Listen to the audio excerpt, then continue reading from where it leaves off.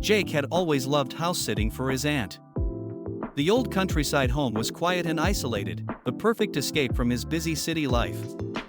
The pay was decent, and it gave him time to focus on his side projects.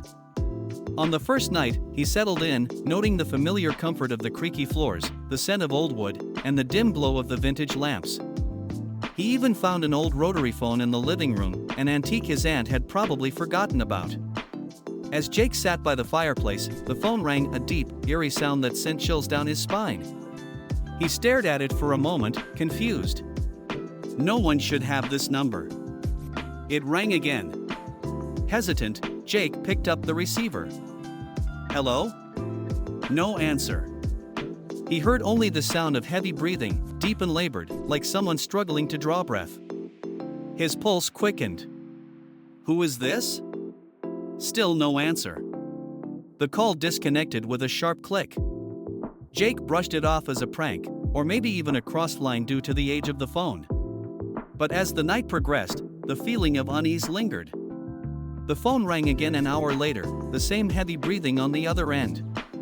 This time, he slammed the receiver down, his hands trembling slightly. A loud thump echoed from upstairs. Jake froze, his eyes darting toward the ceiling. He hadn't been upstairs since he arrived. His aunt had said something about one of the rooms being locked, storage, she'd said.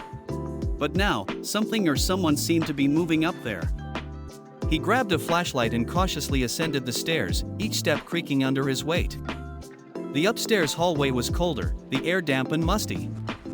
At the end of the hall, the door to the locked room stood slightly ajar. Jake's heart raced. He could hear faint whispers coming from inside the room, voices so low they were almost inaudible. Slowly, he pushed the door open. The room was empty, at least at first glance. Boxes were piled against the walls, and an old mirror stood in the corner, covered in a sheet. The phone rang again. This time, it was coming from the room. Jake turned around, scanning the room. There, sitting on a dusty desk, was an identical rotary phone. It shouldn't have been there, his aunt's phone was downstairs. He picked up the receiver, his hand shaking. Hello? A whisper, faint but clear, get out. Before Jake could respond, the door slammed shut behind him. The mirror across the room shook violently as if something inside it was trying to break free. A shadowy figure appeared, not in the reflection, but behind the glass itself, distorted and monstrous. Suddenly, the whispers grew louder, echoing around the room. The mirror cracked, and the shadow began to emerge. Jake backed up, trying to open the door, but it wouldn't budge. He was trapped. The shadow lunged toward him just as Jake's vision blurred, his body frozen in place. The last thing he saw was the reflection of himself in the mirror, but it wasn't him. The reflection smiled, a twisted, unnatural grin. When Jake's aunt returned the next morning, she found the house empty, except for a dusty old rotary phone sitting on the living room table.